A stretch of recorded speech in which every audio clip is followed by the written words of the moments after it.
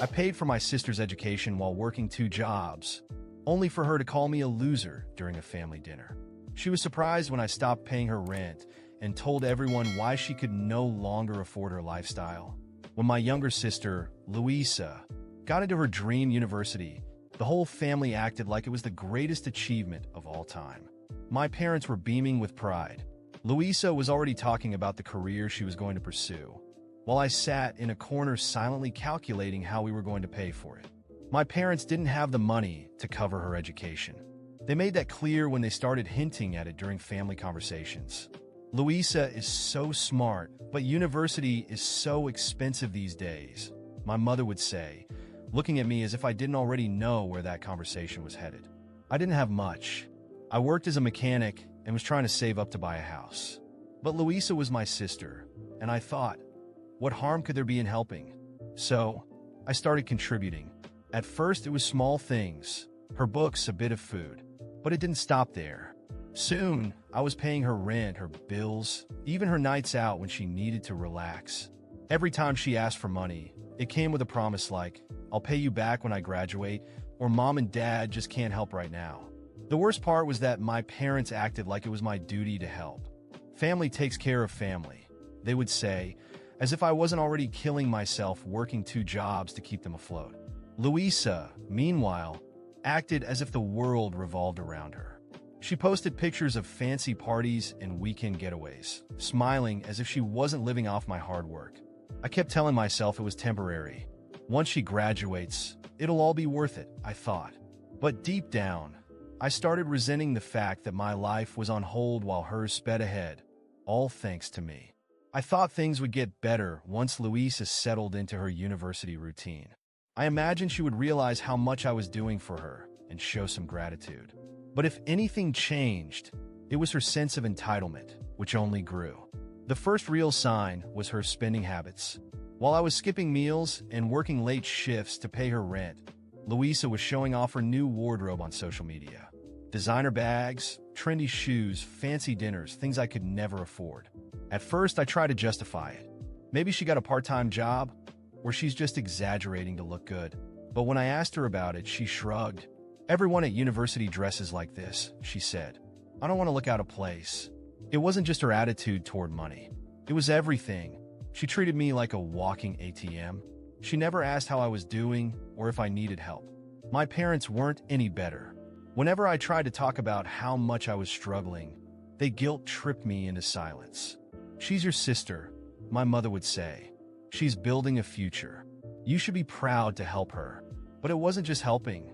It was sacrificing. My weekends disappeared. My savings were wiped out. And that house I always dreamed of? Forget it. Meanwhile, Louisa couldn't even be bothered to send a thank you note. Instead, she would call to complain about her professors. It was always something like, they don't understand how hard I work, or it's not fair that they give me so much work. And I, exhausted after a double shift at the workshop, had to listen without arguing. After all, if I dared to say anything, I'd be the insensitive one who didn't understand how hard she was fighting for her future. Then came the dinner. An invitation from my mom, as always, disguised as an attempt at family bonding, but I knew it was just another chance for everyone to pretend everything was fine. Even so, I accepted, thinking it might be nice to have a moment of peace away from work and bills. I arrived at my parents' house straight from the workshop, my hands still marked with grease, and was greeted with the same coldness as always. My mom was busy in the kitchen, and my dad was on the couch watching TV. Apparently, Louisa was already there, in her room, resting from her exhausting week. Of course, because studying a few hours and partying on the weekend must be exhausting. When we finally sat down at the table, I tried to focus on the food and tune out the conversation. But Louisa didn't take long to start her show, as she always did. You won't believe what happened at university, she began, with that exaggerated tone only she could use. I had to redo an entire assignment because the professor said it wasn't up to standard, as if he knew anything. No one responded immediately. My dad let out a supportive grunt. My mom nodded her head, and I kept chewing, trying not to say what I really thought. But she didn't stop there. It's so frustrating. I'm one of the best students, but it seems like they just want to bring me down. It's like they don't want to see me succeed.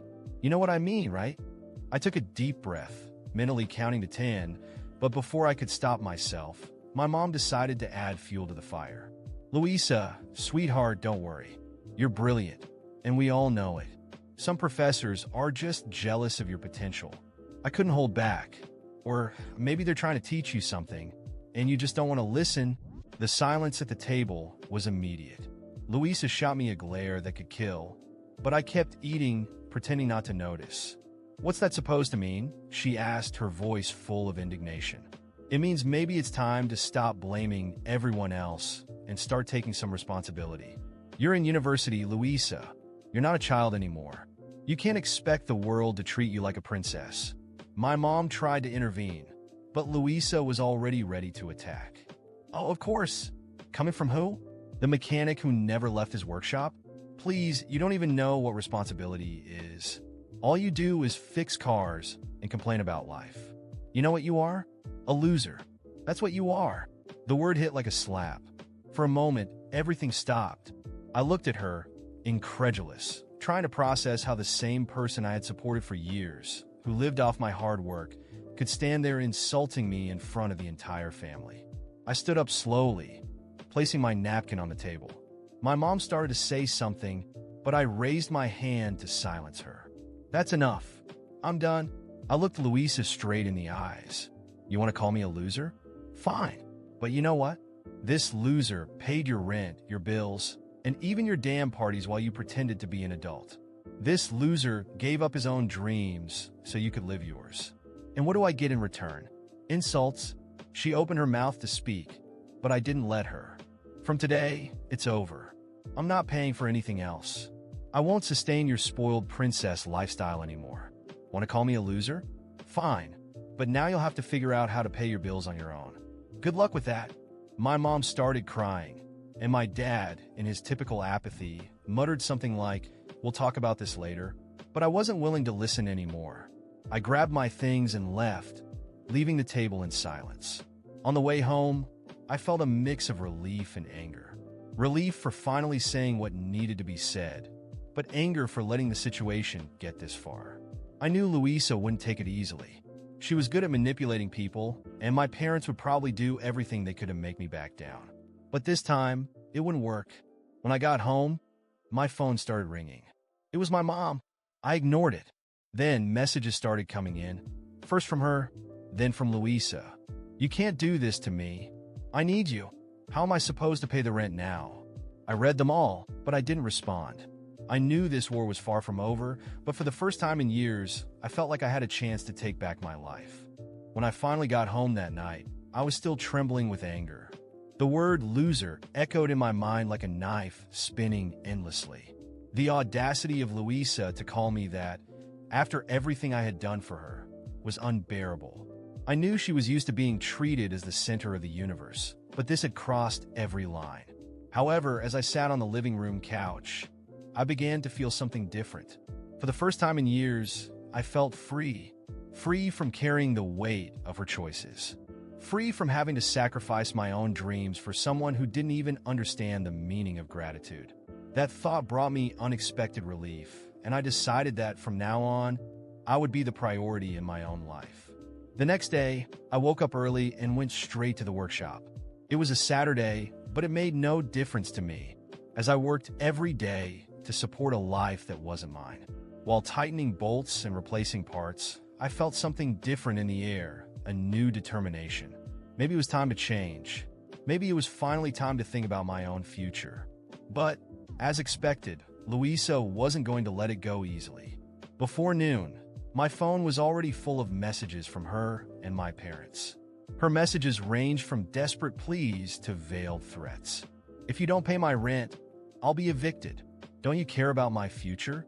And of course, the classic manipulation. "Mom and Dad are so disappointed in you. They never thought you could be so selfish." I took a deep breath and decided it was time to face this once and for all. I called her. When she answered, her voice was loaded with anger and contempt. "Finally, I thought you were going to keep ignoring me. How can you be so stingy? I can't believe you're actually leaving me in this situation. Louisa, I just want to know one thing. I began trying to keep my composure. Do you really think I'm a loser? She was silent for a moment, but she didn't take long to retort. Well, I was just being honest. I mean, look at you. You're stuck in that mediocre job while I'm trying to build a real career. I snorted, a short and bitter sound. So, you really think your life is better than mine? That I'm inferior to you because I'm a mechanic? It's not that, she said, but her voice betrayed the lie. I just think you could have done more with your life. Done more? I finally exploded. Louisa, do you know what I've done with my life? I've dedicated it entirely to supporting you. I paid for your university, your rent, your bills, your parties. While you were spending my money on clothes and trips, I was skipping meals and working double shifts. And yet, you think you have the right to look down on me? You have no idea what responsibility is. She tried to interrupt, but I didn't let her. Do you know what's more ironic? You're there, thinking you're superior, but who's going to be evicted now that I've stopped paying for everything? Who's going to have to learn to live in the real world without depending on me? And do you know what else? I'm done. Done being used. Done being the idiot who does everything while you live like a spoiled princess. There was a long silence on the other end of the line until she finally responded, her voice trembling. I just thought you wanted to help the family. I didn't know you felt so much hatred toward me. Hatred? I shot back. I don't feel hatred, Louisa. I feel disappointment. I feel sadness realizing you never saw what I did for you. And now, I feel relief because I've finally chosen myself. Before she could respond, I hung up. My heart was racing, but for the first time, I felt no regret. I knew she would have to face the consequences of her own arrogance. And as expected, she didn't fare well. 2 weeks later, I received a message from my mom saying Louisa had been evicted. Apparently, her amazing internship didn't pay enough to even cover half the rent. She tried asking her friends for help, but as is often the case with people like her, she had no one truly willing to sacrifice for her. Ironic, isn't it? Now she finally understood what I had done for her. My parents, of course, tried to intervene. My mom called almost every day, saying I was being cruel, that Louisa was my sister, and I had an obligation to help her. But this time, I didn't give in. I didn't answer, didn't back down, and let them deal with the consequences of their own choices. After all, who had decided I was responsible for her? Not me. Meanwhile, I started investing in myself. I opened a savings account, something I hadn't done in years. I started researching courses to specialize in advanced automotive mechanics and even considered opening my own business. For the first time, I had hope for my own future. And Louisa? Well, I heard she had to move back in with our parents, something she had sworn she would never do. I imagine it was a hard blow to her ego. But honestly, it was no longer my problem. Finally, I was free. And for the first time in a long time, I was ready to live my own life my way.